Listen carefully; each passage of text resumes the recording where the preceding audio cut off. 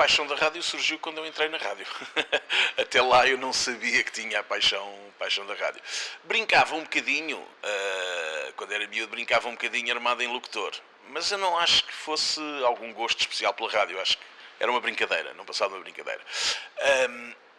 Se tivermos um momento ou algo que possa ser embrionário da minha paixão pela rádio, talvez seja a minha paixão pela música. Porquê? E foi essa paixão pela música que me fez entrar na rádio.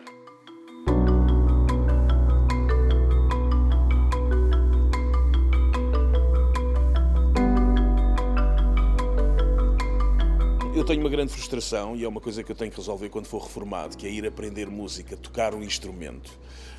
E uma das minhas frustrações é olhar para uma pauta e não conseguir perceber nada daquilo, porque não sei, não conheço essa linguagem. Mas, no entanto, sempre gostei muito de música e sempre tive muito acesso em minha casa a música. Na altura, os discos de vinil, portanto, sempre tive... O meu pai comprava muitos discos e, portanto, sempre tive uma grande ligação em termos de consumir música. Então, na altura em que começavam a despoltar alguns projetos musicais lá na escola, quer dizer, era impensável o Jorge não estar metido nisso. Mas vamos pôr o Jorge a tocar o quê se ele não sabe tocar nenhum instrumento? Então era sempre o manager, o relações públicas do grupo lá da escola,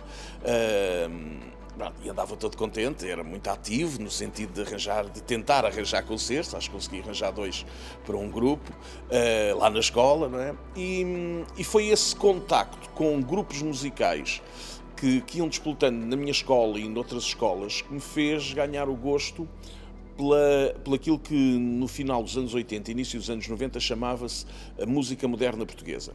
E a música moderna portuguesa eram grupos que ainda não tinham discos editados e que gravavam maquetes.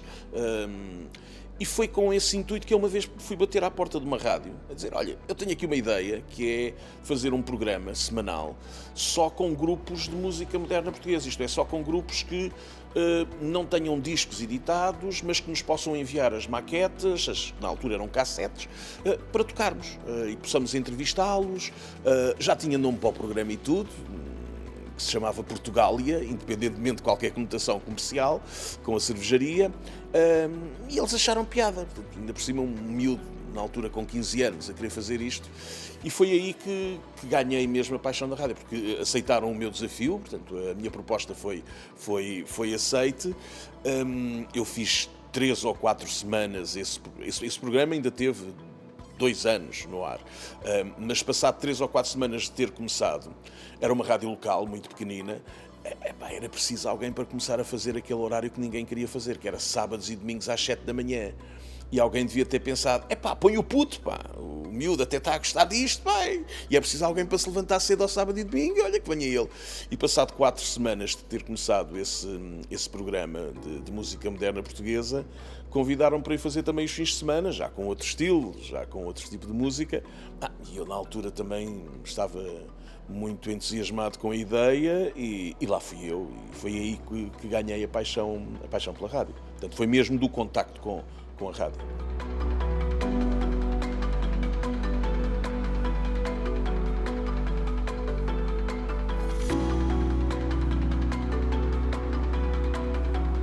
Essa foi a minha primeira atividade radiofónica, digamos assim. E depois, como era novo, portanto, eu comecei com 15 anos, tentava meter-me em tudo. Não é? Lembro-me, por exemplo, que houve um colega que, já mais velho do que eu, e que fazia locução em espaços comerciais, fazia animações em supermercados, em pequenos centros comerciais, e lá fui eu dizer, olha, eu também quero fazer isso e tal, não precisas de me pagar nada. E foi assim que fui começando a fazer locução também nos exteriores, locução de eventos, e também a gravar publicidade e fazer todas as coisas que um locutor faz. E eu tenho tido a sorte, ao longo da minha carreira, que já tem 30 e tal anos, de ter feito de tudo, desde relatos de futebol até animação de jogos de futebol nos estádios, ter sido speaker de um grande clube, que foi o Benfica, fui speaker do Estádio da Luz durante um bom par de anos, fiz inauguração de estádios de futebol, fiz um dos maiores espetáculos, tive a sorte de ter feito, e aí fiz em inglês, Vocês perguntar-me, mas porque é que a organização não terá ido buscar um locutor mesmo inglês? Não sei. Foi uma empresa para a qual eu já trabalhava, na altura, que era a Realizar, que me contratou para fazer um espetáculo que talvez tenha sido dos maiores espetáculos feitos em Portugal, que foi as Sete Maravilhas, a declaração das novas Sete Maravilhas, as New Seven Wonders, que foi no Estádio da Luz e que foi um espetáculo, poderão ver, está no YouTube, por exemplo, transmitido para não sei quantos canais de televisão em direto e que talvez tenha sido assim um dos momentos máximos. Foi um espetáculo daqueles tipo cerimónia de abertura dos Jogos Olímpicos, coisas desse género, que foi no Estádio da Luz. Isso foi assim a coisa maior que eu fiz. E depois fiz coisas muito engraçadas, quer dizer, eu lembro de ter feito para a Fundação Inatel o relato de um jogo de matraquilhos, não é? Uma coisa curiosa, eu trabalhei durante bastantes anos com a Fundação Inatel e então houve um ano que a Fundação Inatel organizou o Campeonato Nacional de Matraquilhos, que é uma coisa que, dito desta maneira, pode parecer uma brincadeira, mas não, aquilo é levado a sério e há equipas que vêm de vários pontos do país, que aquilo não é nenhuma brincadeira. E depois havia necessidade, depois houve a final, não é? A final foi numa espécie de espetáculo à noite, onde houve, já não me lembro se foi um espetáculo de magia, se foi um espetáculo de comédia, e depois havia o jogo de matraquilhos entre as duas equipas finalistas. E alguém na Fundação Inatel diz, então, mas e quem é? Pá, era giro, era termos o relato. Ô Jorge, você não conhece ninguém para fazer o relato? Eu, como já tinha feito muitos relatos de futebol, matraquilhos nunca tinha feito, disse, eu faço. E foi uma coisa engraçadíssima que me deixou uma marca fazer um relato de matraquilhos.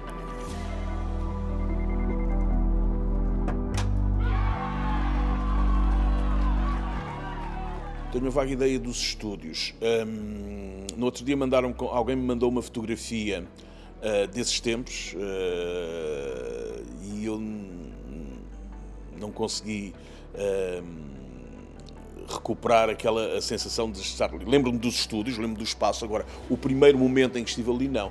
Agora, lembro-me de uma situação bastante curiosa, nesses primeiros tempos, quando eu começava a fazer programa, que era, e que registro é que eu hoje vou ter? Porque a voz ainda não estava definida, ainda tinha 15 anos, também não tinha técnica, não era uma voz trabalhada, depois cheguei a ter aulas de colocação de voz e de dicção e de alguma técnica, mas e então andava sempre ali à procura do registro e seria falar de uma forma mais aguda, mais grave, era muita insegurança e a falta de técnica, não é?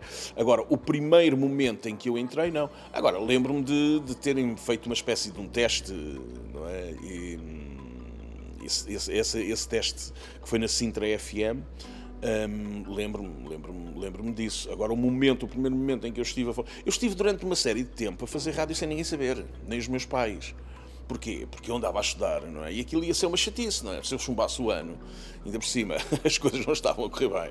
Se eu chumbasse um ano, lá vinha o meu pai e a minha mãe, pois, não sei o quê, então vais deixar de ir para a rádio, não sei o quê, porque aquilo era uma brincadeira na altura, não é? E até eu pensei, isto é melhor, isto é à quarta-feira às 3 da tarde, enquanto não sábados e domingos de manhã e tal, não sei o quê, arranjo para aqui umas desculpas. Pronto, e consegui ali durante um período sem que ninguém soubesse. Pronto, até depois passei o ano.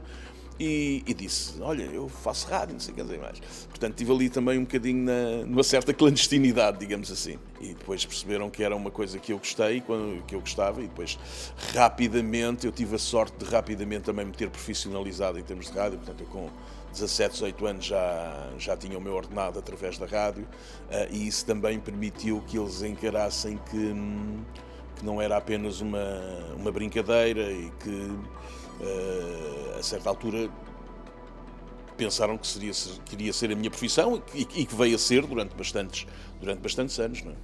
Nunca pensei nisso, nunca pensei nisso. Houve vários objetivos que eu fui conseguindo. Nós também temos que ser um bocadinho realistas, não é? O mercado em Portugal é o que é.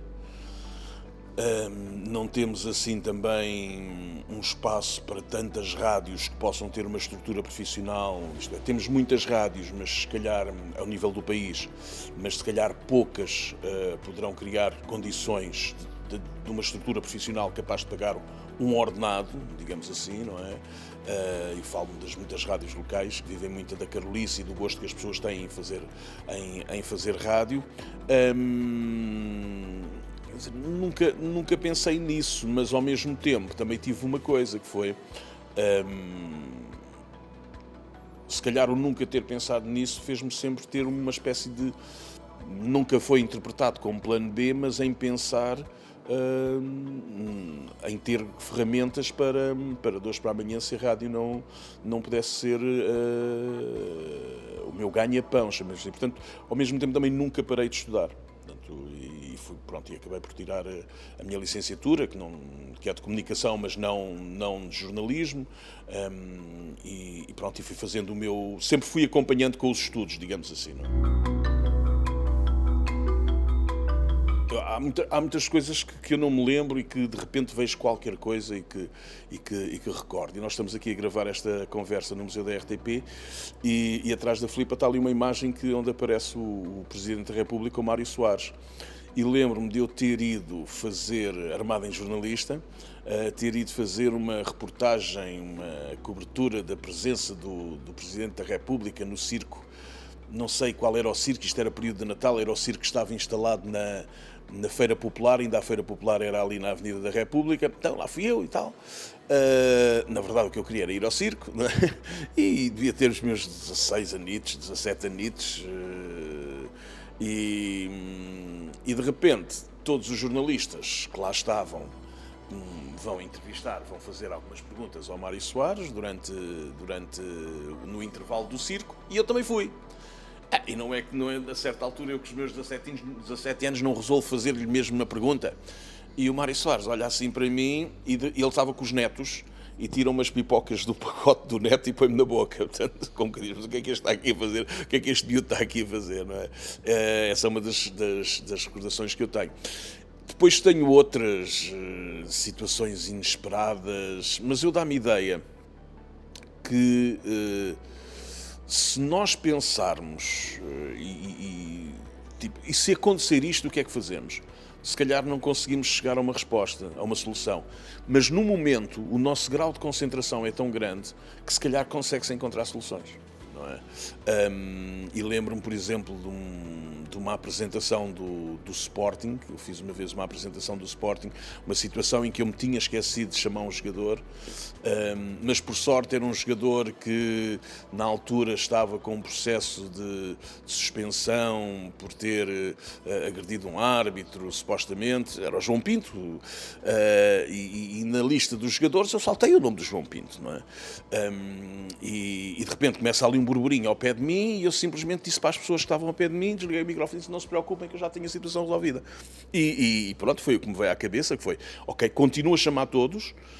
A certa altura já estava a chamar o treinador e o fisioterapeuta e tal, e de repente, quando já não havia mais ninguém, eu digo, muito justificadamente, é o último, para mostrar que estamos com ele, que estamos solidários com ele, o João Pinto! E pronto, e no outro dia nos jornais estava escrito a dizer que aquilo tinha sido tudo preparado e que... Mas não, portanto, agora é assim, por sorte foi o João Pinto, não é? E que tinha este gancho para pegar. Se fosse outro, olha, a certa altura se calhar tinha que assumir, como uma vez no Estádio da Luz que havia um jogador que não tinha, um jogador estrangeiro, em que eu não sabia quem era o jogador, era um jogador da outra equipa, em que há uma substituição e eu tenho que dizer aquele nome. E eu vou buscar a minha melhor pronúncia inglesa altamente redondinha. Aquilo era tudo menos inglês, não tinha nada a ver com pronúncia inglesa e a gente começa-se a rir, não é? Pronto, aí é assumirmos, não é? Assumimos, mandamos também uma piada, mandamos uma boca. Mas eu acho que nesse momento, se nós tivermos competências e se já tivermos um certo arcabouço por trás de nós, conseguimos dar a volta ao texto. Por exemplo, uma coisa que nos primeiros tempos me deixava muito inseguro era falar, quando estava a fazer um programa de rádio, era falar sem ter uma música por baixo, só a voz. Tipo, se acontece aqui alguma coisa, isto vai-te pelos ares. Mas hoje em dia já não é? Quer dizer, vamos também ganhando alguma à vontade, Eu não estou a falar isto num sentido de arrogância, estou a falar isto no sentido de sabermos lidar com as fraquezas e com os erros que aparecem, claro que sim. Sim, levou-me a fazer coisas que eu nunca pensei de fazer. Por exemplo, andar de avião. O meu batismo de voo foi a experimentar um telemóvel, a ver se o telemóvel funcionava desde o avião, com a Força Aérea, porque ia haver uma open base na base aérea de Sintra, um domingo, e era necessário, na altura havia aqueles telemóveis muito grandes, umas malas, será que o telemóvel desde o avião conseguimos e tal? E então fui experimentar. Portanto, uns dias antes fui dar uma volta na Serra de Sintra, o avião sobrevoou a Serra de Sintra, pronto, e eu telefonei para os estúdios e a coisa funcionou. Portanto, isso foi uma das coisas boas que me proporcionou a rádio. Proporcionou-me conhecer pessoas,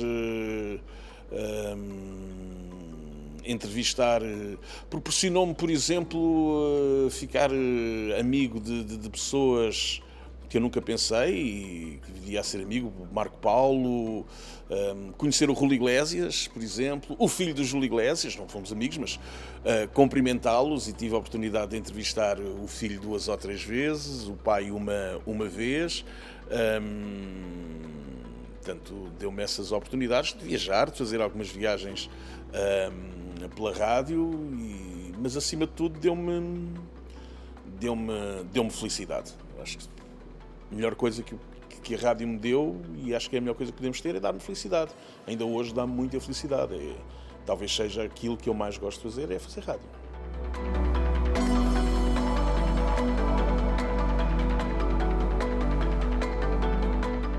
Eu acho que a rádio tem a capacidade de mudar muitas vezes a vida das pessoas.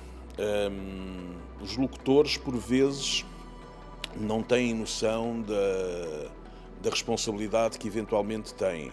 Porque, independentemente de estarmos a falar para um auditório, independentemente de estarmos a falar para muita gente, a verdade é que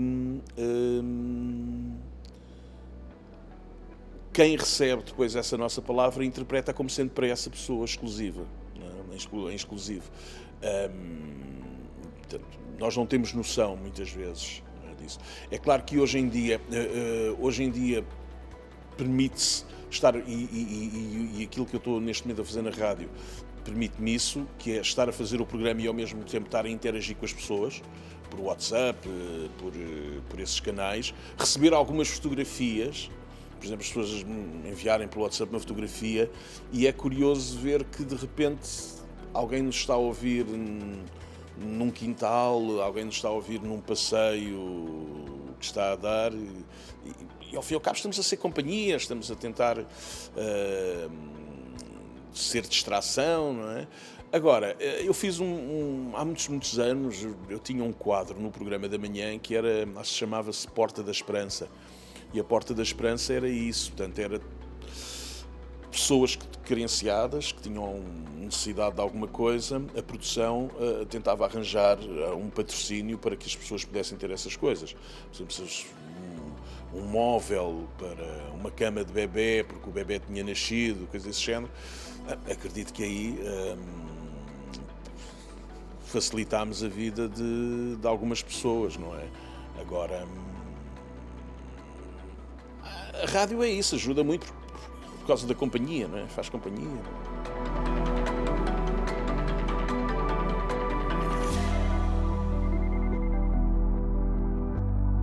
Sinto que tudo o que eu disser neste momento pode ser usado contra mim no futuro. Quer dizer, há coisas que eu poderia estar aqui a dizer, mas que se calhar são fruto de alguém que pode ter já uma visão ultrapassada da rádio.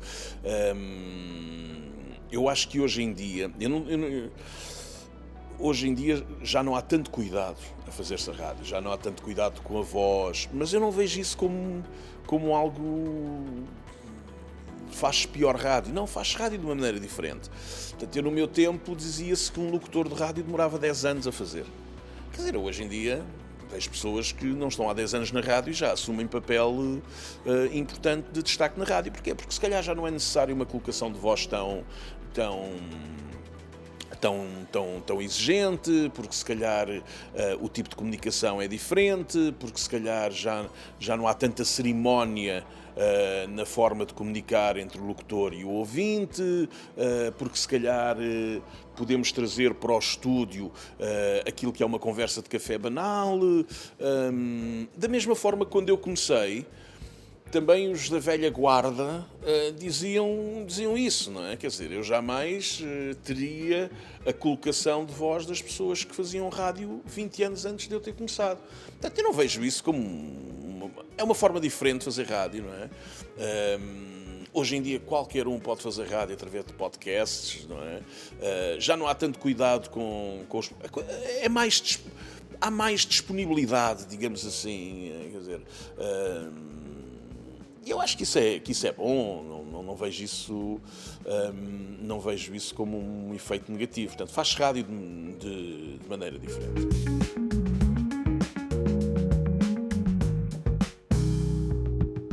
Podemos ouvir rádio de maneira diferente. Isso, certamente ouvimos rádio de maneira diferente porque tivemos a situação do apagão, não é? E houve muitas pessoas que não tinham o rádio a pilhas em casa.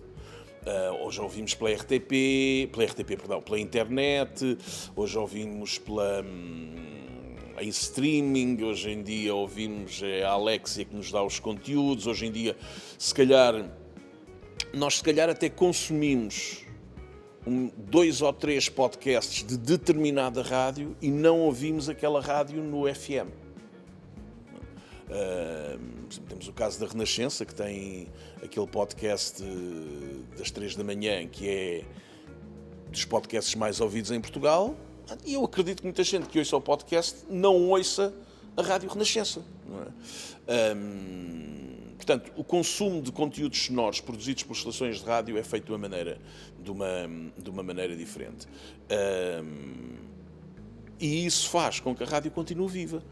Se nós pensarmos na ideia da sintonia no FM, na onda média, talvez não esteja tão avançado e que se calhar cada vez vamos ter menos. Não é? E não tarda nada, vamos ter os carros todos ligados à internet e vamos passar também a ouvir rádio pela internet no próprio carro. Não é?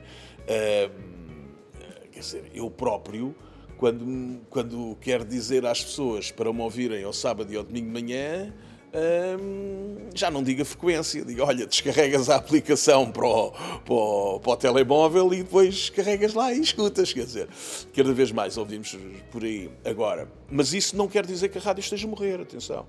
Quer dizer é que há mais formas de ouvir os conteúdos radiofónicos, os conteúdos sonoros produzidos pelas rádios. E eu acho que cada vez mais vai ser esse o caminho, quer dizer, o caminho vai ser deixar de nós escutarmos a Rádio X ou a Rádio Y ou a Rádio Z, mas escutarmos conteúdos produzidos pelaquela rádio sem serem FM, sem serem onda média. Acho que será um bocado por aí.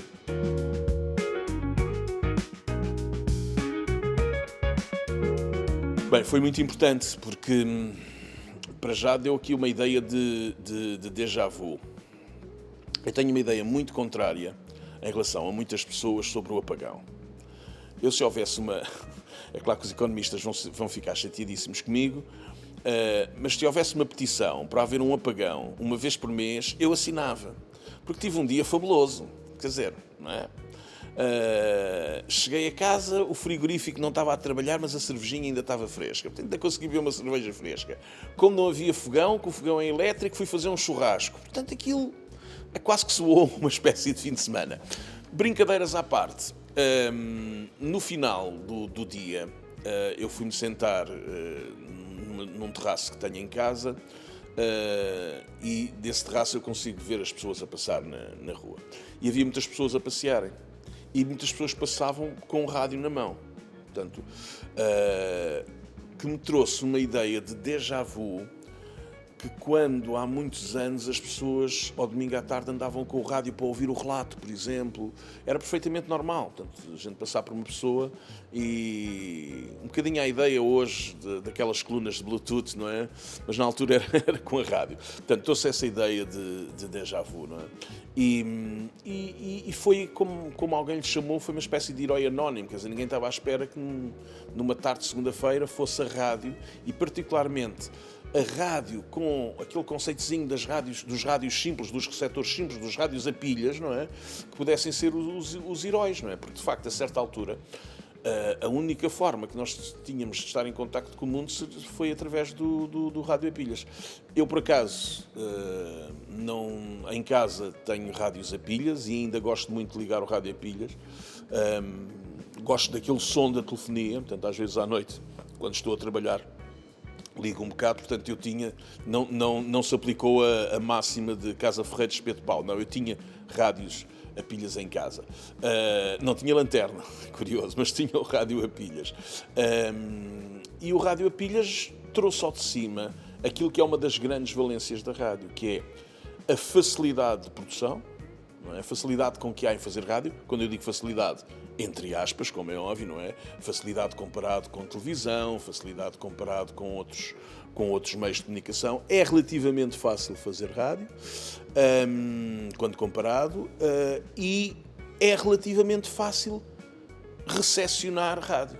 Basta termos um rádio a pilhas. Aliás, a própria, julgo ser a Proteção Civil, que no kit de sobrevivência tem lá a indicação um rádio a pilhas. Não é? Porque nós estamos muito habituados. Nós temos vivido aqui num paraíso. Isto é um país onde não há muitas catástrofes, e ainda bem. E aquilo que talvez se tenha, mas eu não sou mal interpretado, aquilo que talvez se tenha assemelhado mais àquilo que é vivido numa situação de catástrofe, que é falta de energia geral, foi o apagão. E talvez isto tenha sensibilizado as pessoas para que numa situação de caos, digamos assim, de uma catástrofe, a importância de ter o rádio a pilhas, né? Porque nós estamos hoje em dia muito agarrados ao telemóvel, só que aquilo às vezes também falha, não é?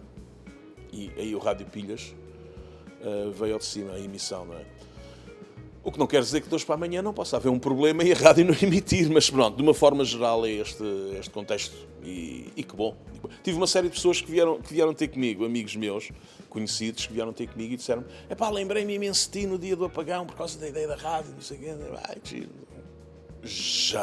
Já lembro-me de um jogo, um jogo de futebol em que eu fiz a speaker no estádio, que foi um jogo que não acabou muito bem. Aquilo acabou assim tudo assim um bocadinho à tareia, digamos assim, que foi um Portugal-Angola no estádio de Alvalade Antigo. E aí a coisa não correu muito bem, não é? Foi uma situação um bocado complicada. Recordo-me também de um acidente que aconteceu, não tenho muitos pormenores, talvez algumas pessoas poder-se-ão recordar, que aconteceu no estádio de Alvalade, que foi num jogo grande, não me lembro se um estádio de Alvalade Antigo, um Sporting Benfica, um Sporting Porto, em que há um varandim que cai e há um conjunto de pessoas que também caiu. Por acaso, há uns dias atrás falaram dessa notícia em jeito de efeméride. E eu lembro-me que na altura eu ia fazer a cobertura do jogo, e na altura eu estava, porque ainda faltava um bom bocado para o jogo começar, eu estava na cabine do speaker do Estádio de Alvalade, que era meu amigo. E lembro-me de, a certa altura, pela intercomunicação deles, alguém caiu um varandim, muitas ambulâncias para este e assim. E eu fui logo para lá, portanto fui logo ali das primeiras pessoas a chegar. Esse foi um dos momentos assim intensos. Depois lembro-me de ter feito, porque naquela altura também fazia-se um bocadinho de tudo, um incêndio que houve no edifício da Câmara de Lisboa, que também fui para lá, no edifício, no espaço no Largo do Município, portanto ali ao pé do Terreiro de Paço. Houve um incêndio também há muitos anos, também fui para lá. E são assim algumas coisas que me vêm à memória de algumas. É tentar-se contar o que está a acontecer, tentar criar um retrato falado. Eu acho que aí há uma coisa que me deu um grande traquejo para depois poder fazer estes trabalhos, apesar de eu não ser jornalista, que foi os relatos de futebol. Porque os relatos de futebol, tu tens que, numa fração de segundos, encontrar a palavra certa, encontrar a expressão correta para melhor poder mostrar à pessoa, através do som, aquilo que está a acontecer. E numa situação destas, em que estás em direto a contar uma coisa que está a acontecer, um incêndio que está a acontecer, esse traquejo dos relatos de futebol foi muito importante. Aí a ideia é tentar sempre passar a ideia do que está a acontecer, criar ali um retrato sonoro do que está a acontecer. Sim, sem dúvida. Continua a ser... Isso é uma das grandes características na rádio. E que a história da rádio nos traz, particularmente nos anos 20, nos Estados Unidos da América, anos 20, anos 30. Quando, a certa altura, e muito por força das cadeias de rádio que se criaram nos Estados Unidos, quando a certa altura a mesma coisa era escutada ao mesmo tempo pela pessoa que está na cidade, na grande metrópole, que a pessoa que está afastada, que reside lá longe. Isso foi um fator muito importante para a questão de criar uma união, uma unidade em termos de referências e em termos de valores. Porque passámos a ter as pessoas a terem acesso ao mesmo e ao mesmo tempo. E é aí que reside um ponto fundamental que a rádio nos traz, que é a ideia de fazer comunidades. Comunidades que têm qualquer coisa em comum. E esse qualquer coisa em comum é o som da rádio.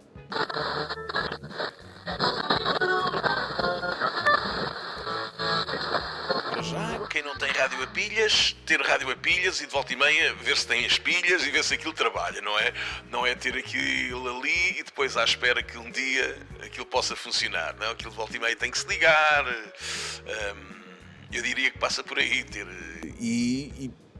E uma das coisas que me surpreendeu foi a capacidade que as rádios tiveram de poder continuar a emitir, não é? Portanto, isso surpreendeu-me pela positiva, no sentido que, olha que giro, olha que bom, as rádios estão preparadas para situações destas. Ou pelo menos havia planos de emergência capazes de fazer isso. Porque as grandes rádios, e eu lembro-me, por exemplo, de a certa altura ter sido um dos meus, ainda no carro, ter sido... quando eu digo ainda no carro, ainda a caminho de casa, porque tive muitos amigos que foram para o carro, porque não tinham rádio a pilhas, então foram para o carro ouvir rádio. Mas ir picando algumas rádios para saber se estavam a emitir ou não estavam a emitir. Não é? E, por exemplo, as rádios grandes, chamadas grandes, não é? Mais associadas à informação, como, por exemplo, o Observador, a TSF e a Antena 1, portanto, nunca tiveram esse problema. Bem, é provável que, não sei, que tenham feito algum corte de alguns equipamentos que não precisavam na altura para não estar ali a consumir energia do gerador, que os tivessem desligado, mas continuaram sempre a emitir. Isso é bom porque ou as rádios estavam bem preparadas para isso, ou então os planos de emergência que associam os meios de comunicação funcionaram. Porque houve casos que eu conheço de, por exemplo, estarem preparadas para 2 ou 3 horas sem eletricidade, por exemplo, terem baterias elétricas, que quando falha a energia, essas baterias fornecem os equipamentos essenciais para a rádio estar no ar, mas numa situação de apagão, que tivemos uma série de horas, quer dizer, passado 2 ou 3 horas, essas rádios deixaram de emitir. Também houve casos desses. Isto surpreendeu-me pela positiva e é um bom sinal. Esperemos que não, para se no futuro existir uma situação semelhante ou pior, a rádio possa estar à altura e dar a resposta. Eu não vou dizer que se exige da rádio, mas a resposta que deve dar. Não é? Porque isto não é só tocar música para as pessoas fazerem caminhadas a ouvir música, não é?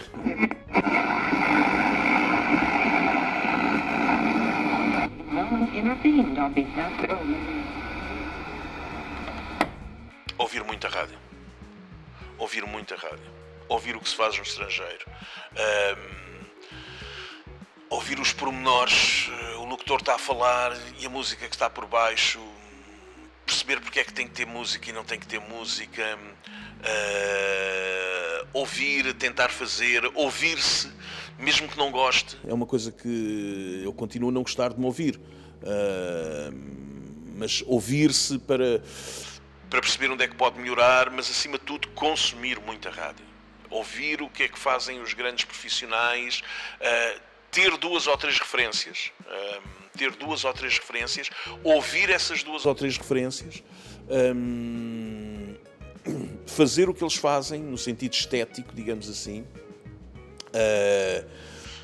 e eu acho que isso é fundamental. Eu custa-me a aceitar a ideia de um realizador que não consome muito cinema, de um cozinheiro que não consome muita comida feita pelos outros, não é?